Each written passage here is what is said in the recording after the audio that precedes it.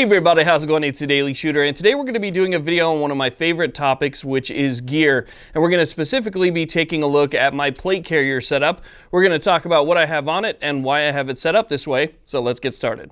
This channel is proud to be supported by the Firearms Policy Coalition. Make sure you check that link in the description box, become a member, and donate when you can. Because when you hear something bad that's happened to the Second Amendment, guaranteed these guys are going to be the ones that are going to step up to fight it. So become a member, get that card, and join the fight to keep our rights intact. Also by the USCCA. The USCCA is one membership card that you need to have.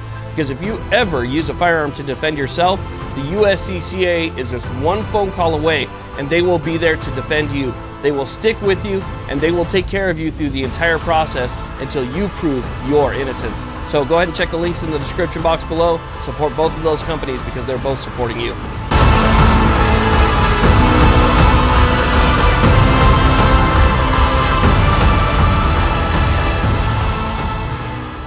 So try and keep in mind, I'm just a regular guy. I'm not, some super fancy tactical guy like Garand Thumb who's able to do these incredible drills in a short amount of time. I've had my fair share of training with gear on. I've had my fair share of training without gear on, and I feel comfortable with both.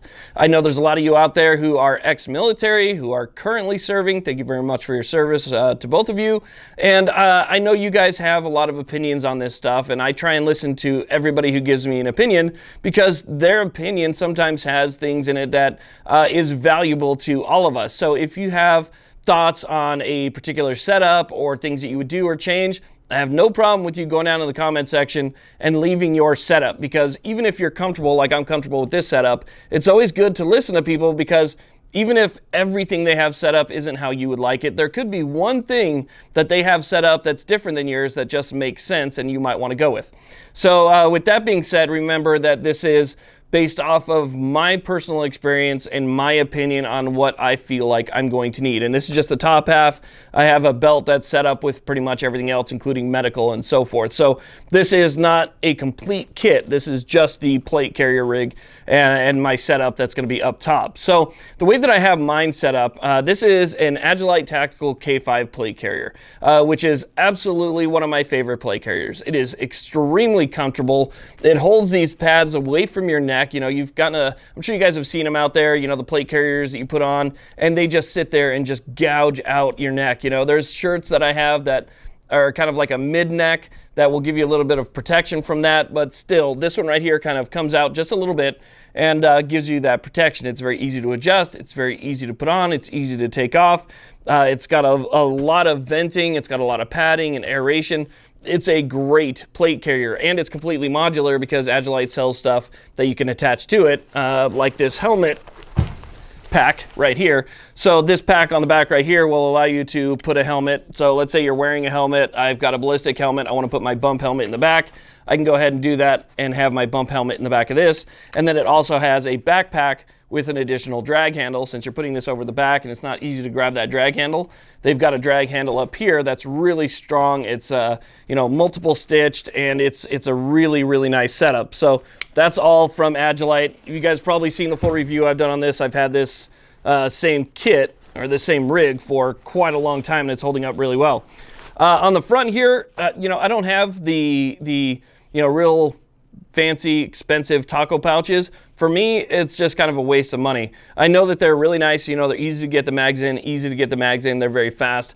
But to me, these are lightweight. They are efficient. And these are very, very nice mag pouches right here. These are from RTS Tactical. And RTS Tactical makes a really nice mag pouch. And I'll link these down below because I definitely think they're worth looking at. So the RTS Tactical ones have really nice stitching. They're double stitched, very nice, high denier nylon. And it has kind of a rubberized coating on the inside so that it holds the mags nice and tight. So for instance, if I have to pull off this bungee right here, it's going to slide across the table. If I have to pull off this bungee right here, pull this mag out, and then I want to put a mag back in there, and I'm too busy to pull this thing back up, this magazine is not coming out with that material that they have on the inside. So it kind of makes for a nice stick, even if you don't have this bungee retention over the top. I absolutely love them. Basically, there's no clips, there's no pins, there's no buttons on these, which I kind of hate, to be honest with you.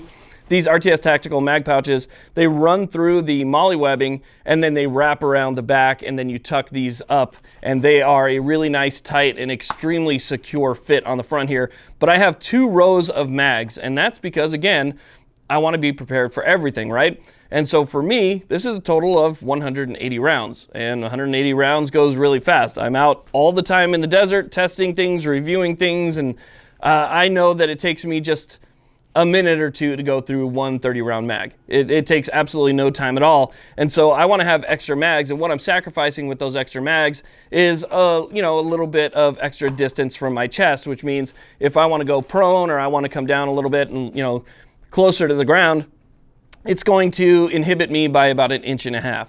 So I'm losing about 1.5 inches of vertical or horizontal prone stance by putting these extra mags. But to me, it's worth it to make that trade-off. So I can't get as low as I could with one single row, but at the same time, having 30, 60, 90 extra rounds up front means more to me than getting 1.5 inches lower to the ground.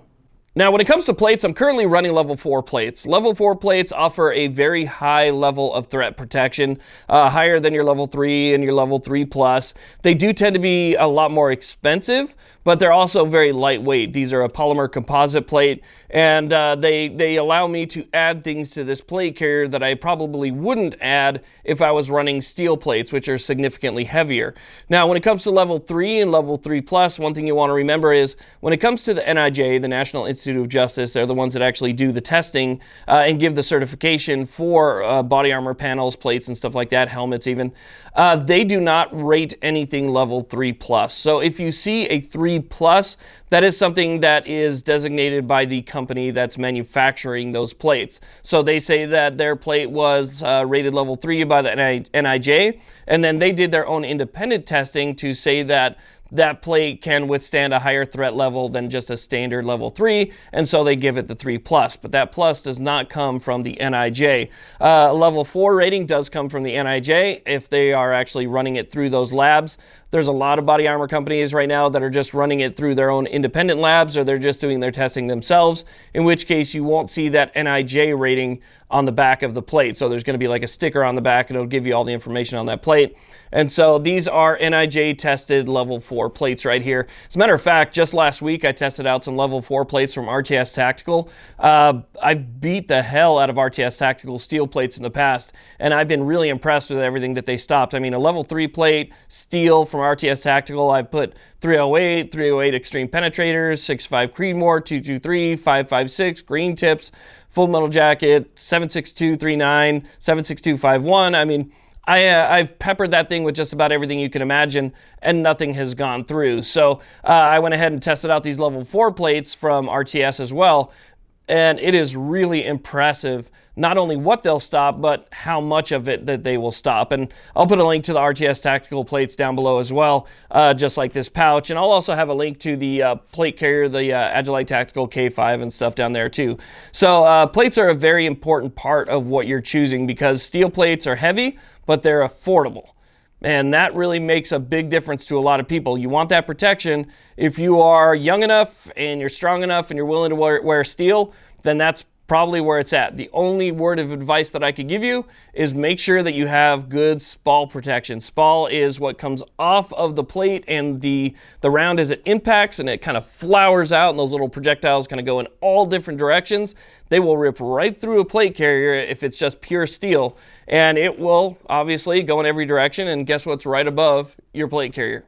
Your neck, right? And if your arms are out, your arms too. So get a good level of spall protection. Even if it costs a little bit more money, it's worth it in the end. Now, besides the magazine pouches in the front, the admin pouch that I have up top right here in this little zipper pocket, which is basically just a pen and pencil and some paper, I usually keep a radio on here as well. I obviously have the backpack and the helmet, which is on the back right now. And then I also keep a knife up top, and I also keep a knife on my belt as well, so that, you know, I have backups and things like that. So I have this Gerber knife on here right now. I also have a carabiner and some gloves on this setup too. So these are actually Mechanics Impact gloves, but these have been modified by Agilite Tactical. So Agilite Tactical and mechanics actually got together to take a couple different types of their gloves and combine them together to make these gloves right here, which allow for a little bit more dexterity. So the thumb and the first 2 fingers are going to be cut off at the knuckle, and then it's going to be full protection for the last 2 fingers right there.